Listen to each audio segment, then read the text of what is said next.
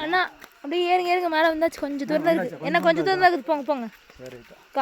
cock இது